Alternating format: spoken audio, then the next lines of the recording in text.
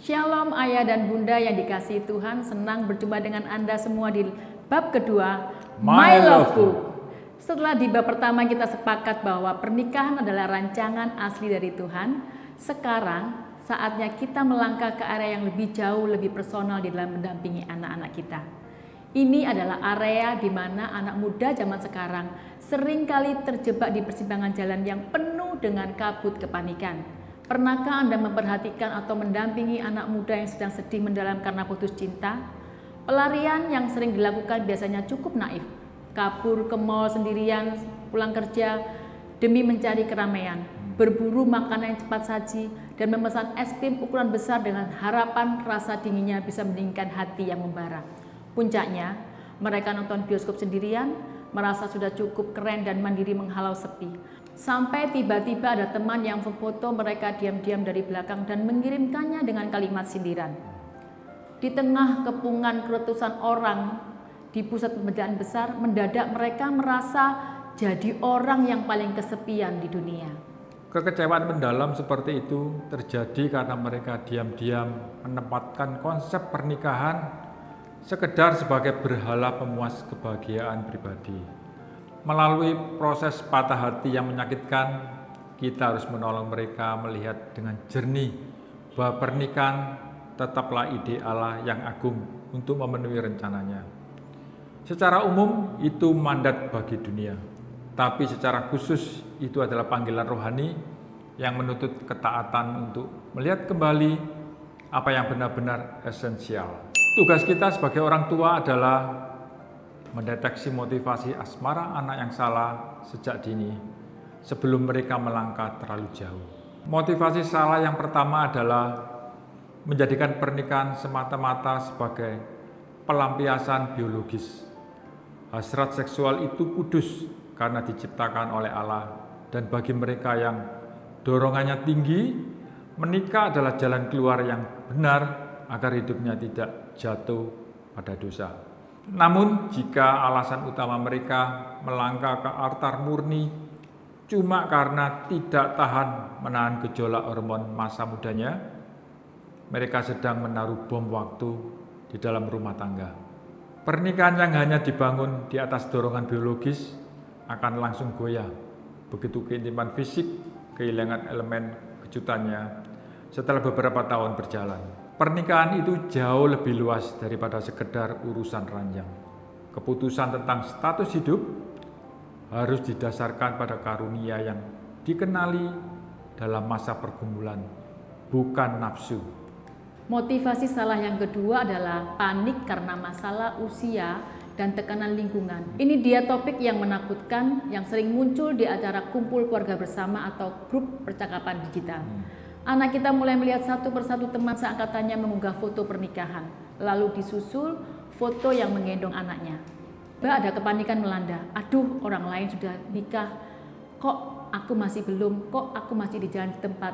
Akibat tekanan sosial ini tidak sedikit anak muda yang akhirnya menurunkan standar iman dan logikanya secara drastis.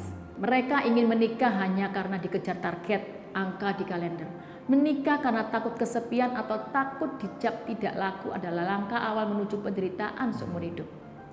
Katakan pada anak kita di meja makan, Kak, resiko paling buruk kalau terlambat menikah itu cuma jadi omongan tetangga. Tetapi resiko paling buruk kalau salah pilih pasangan, hidupmu bakal seperti neraka seumur hidup. Walaupun pernikahan dipandang positif untuk menyempurnakan hidup, esensinya tidak mengharuskan anak-anak kita melangkah tergesa-gesa demi mengejar pengakuan sosial. Tidak ada alasan untuk panik karena dikejar umur. Sangat mudah mempercayai Tuhan mengendalikan semesta, tetapi jauh lebih sukar bagi anak muda untuk mempercayai bahwa Tuhan jauh lebih memikirkan pernikahan mereka. Padahal Tuhan sangat peduli. Kepanikan anak muda bermuara pada satu hal. Mereka tidak benar-benar percaya pada kedaulatan Allah.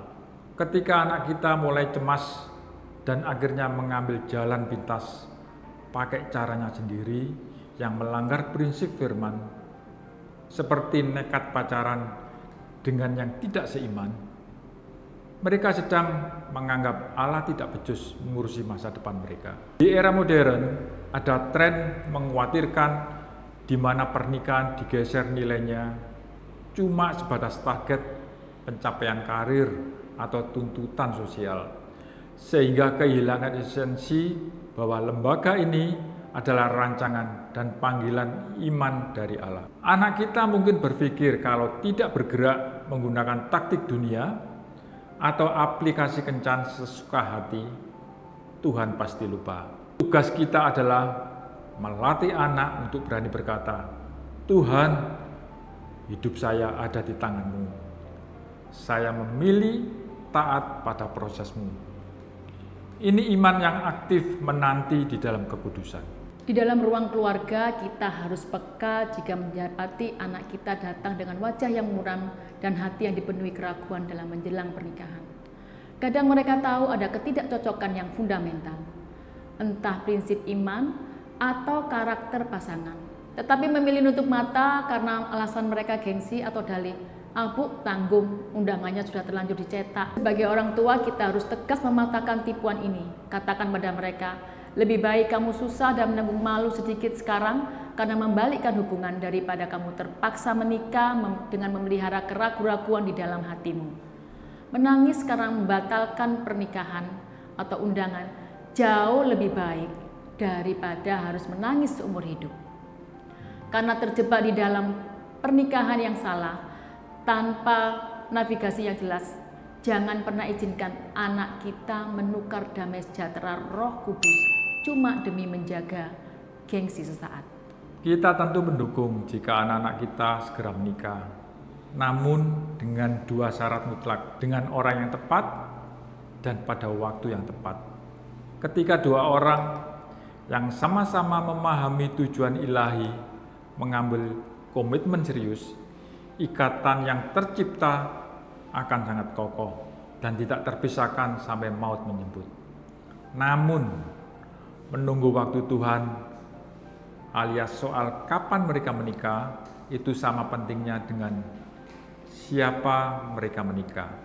Waktu Tuhan adalah kematangan kapasitas rohani, mental, dan kesiapan hidup anak kita. Generasi muda saat ini melaporkan tingkat kecemasan dan kompleksitas emosional yang tinggi. Di sisi lain, meroketnya biaya perumahan dan biaya hidup harian membuat perhitungan waktu pernikahan terasa jauh lebih berdampak besar dibanding generasi kita dahulu. Pertimbangan finansial ini sangat wajar dan sangat positif jika dikelola dengan bijak. Alih-alih nekat menikah tanpa perhitungan matang karena romantisasi buta, namun ajarkanlah batasannya. Menunda karena hikmat itu berbeda total dengan menunda karena ketakutan yang berlebihan akan kebutuhan jasmani. Bayangkan jika Tuhan memberikan menantu yang luar biasa hebat sekarang, tetapi kapasitas hati anak kita saat ini masih egois dan kekanak-kanakan. Pernikahan itu pasti akan rusak. Tuhan menunda jawaban doa anak-anak kita karena Dia sedang membentuk karakter mereka di rumah melalui didikan kita. Aspek masa lajang juga harus dipandang dengan benar. Baik hidup melajang maupun menikah, keduanya adalah anugerah dan panggilan yang setara di mata Allah. Melajang bukanlah sebuah kutuk atau aib keluarga, melainkan sebuah masa anugerah yang diberikan Tuhan secara khusus. Masa lajang adalah waktu keemasan agar anak kita bisa memiliki kepuasan yang penuh di dalam Kristus terlebih dahulu, fokus kembangkan diri, kejar sekolah, dan aktif melayani tanpa gangguan kecemasan duniawi. Jika anak tidak bisa menemukan kebahagiaan sejati dalam Kristus saat melajang, pernikahan tidak akan pernah bisa memberikan kepuasan itu. Jangan biarkan anak masuk pernikahan dengan mentalitas penguras emosi yang siap menyedot kebahagiaan pasangannya. Tugas kita adalah menyetop gerakan anak yang didasari kepanikan sosial. Jadi ayah dan ibu, sudahkah kita memastikan bahwa teladan pernikahan yang kita tunjukkan di dalam rumah hari ini benar-benar memancarkan damai sejahtera Allah?